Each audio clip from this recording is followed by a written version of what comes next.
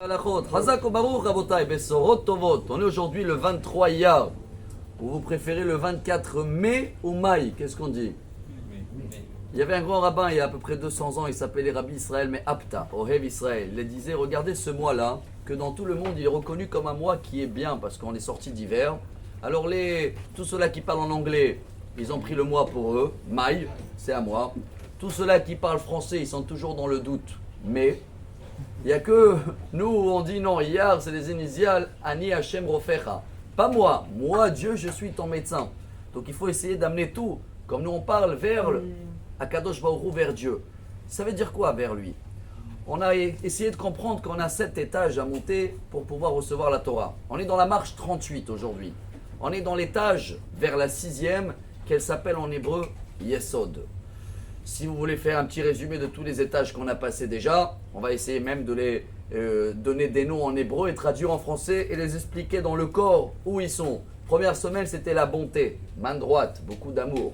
Deuxième semaine, c'était main gauche, savoir la rigueur et connaître les limites. Troisième semaine, c'est Tiferet, c'est le corps. Le mélange, la bonne dose entre bonté et rigueur, ce qui l'amène à la vérité.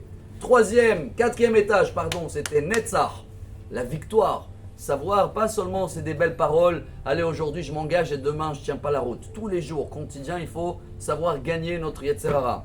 5e étage, c'était Hod, la semaine dernière, la modestie. Essayez toujours de comprendre, chacun il a des qualités, mais si quelqu'un d'autre il aurait eu les miens, il aurait fait mieux.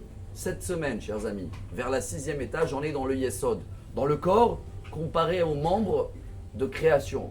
Ça veut dire tout ce que Dieu nous a donné, sa force pour pouvoir se produire, il nous demande que ce sera pur, propre. Pas prendre les choses égoïstement comme maille ou même pas mettre les choses dans le doute. Quand on est sûr, il faut savoir le dire d'une manière propre et pure. On va donner un exemple. La Torah, quand elle voulait dire que l'animal, il y a les animaux cachers dans la liste et il y a les animaux qui sont pas purs. 8 mots, la Torah elle a rajouté pour dire une phrase qu'on pouvait la dire en un mot, c'est pas bon. Comme en français, certains, bonjour, alors comment t'as trouvé le repas? C'est pas mal. C'est pas bon ça, chers amis. Quand quelqu'un dit c'est pas mal, ça veut dire qu'en général, il cherche le mal, sauf qu'aujourd'hui, il n'a pas trouvé. Non, nous on cherche le pur. Nous on doit dire c'est bien, c'est très bien. Et quand c'est pas bien, moins bien. Il y a une façon de parler, et voilà aujourd'hui le travail du 38e jour, si vous le demandez. En hébreu, ça s'appelle Tiferet Sheba Yesod, la vérité dans la pureté.